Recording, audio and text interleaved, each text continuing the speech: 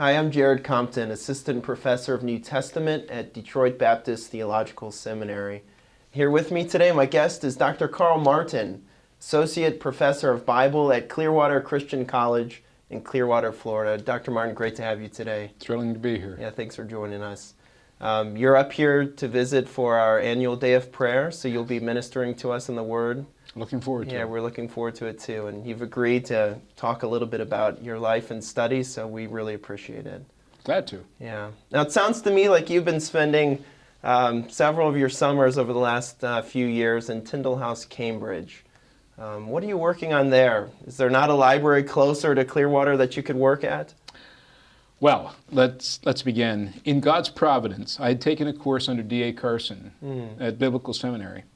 And at the end of the course, it was on postmodernity, and after he'd written The Gagging of God. Yeah. And to take a course under him on his magnum opus like that was quite a significant thing. Well, he said to me, Carl, sometime you need to meet Mark Dever. Really? Okay. And I go home, I had an issue of Christianity Today, I go home, open it, Mark Dever speaking in Birmingham at Beeson Divinity School at their pastor's conference. So I went to a man in our church, asked for, he said, if you ever want to fly any place, I've got lots of frequent flyer miles. So I fly down there, and I meet Mark Dever, and we had a wonderful time. He was very interested in my doctoral work at Westminster and what I had done on the shepherd-sheep relationship of Scripture and so on. And then I meet this guy that really had a strange accent, and it was a fellow named Bruce Winter. And then several years later, my father had passed away. My wife said, we said, what can I do? I had about $8,000. And I said, what can we do to best invest this? And we'd just gone to Clearwater, and she said, Carl, get more training. And I thought, what could I do? And so on. And I decided I was going to go find out where this Bruce Winter was. Well, they had a summer school at that time. Yeah.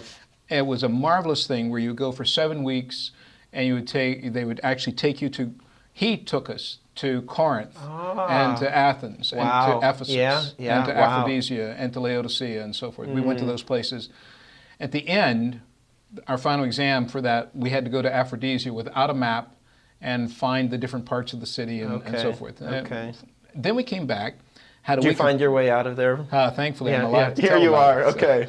But then we had a week of papyrology, a week with Peter Head, a week with rabbinics with David Instone Brewer. Oh, wow.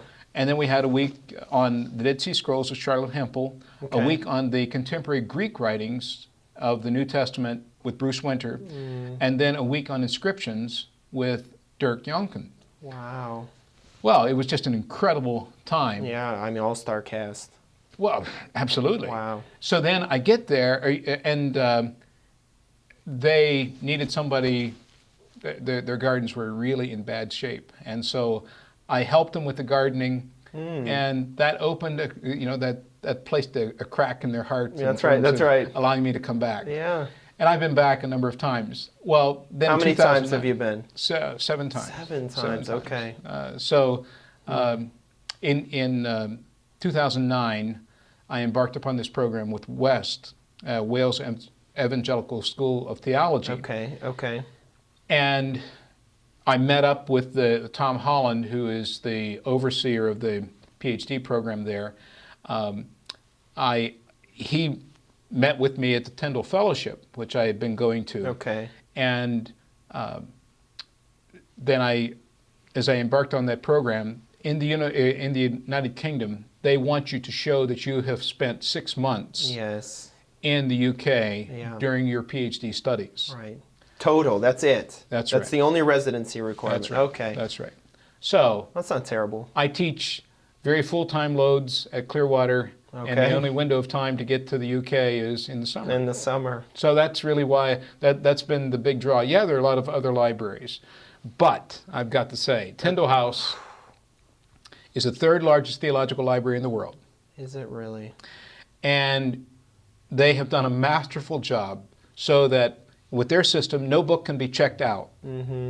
It's got to stay within the library itself. It has to stay within the library itself. Yeah. So you can put it on your carrel, but you have to have on the card on the shelf where the book is. Oh, nice. So if somebody else needs it, they can come, they can tap you, and encouraging a little bit of collaboration even. Absolutely. Yeah, Absolutely. That's neat. And the other dynamic about being there is no place quite like it. They hit the gong twice a day. Yes. And you have to leave your books. You have to leave Yes, everything yeah. and go have a cup of coffee. And there may be some kind of Danish or something there. Right. But they want you to talk. Talk to another human, right? That's right. Get your head up from the books. That's right. Yeah.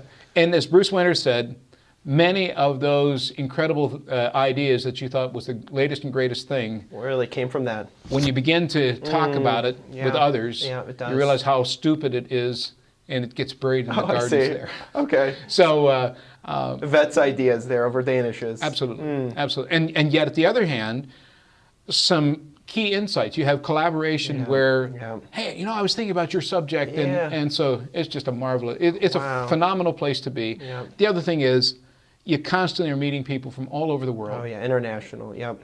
I mean, just phenomenal.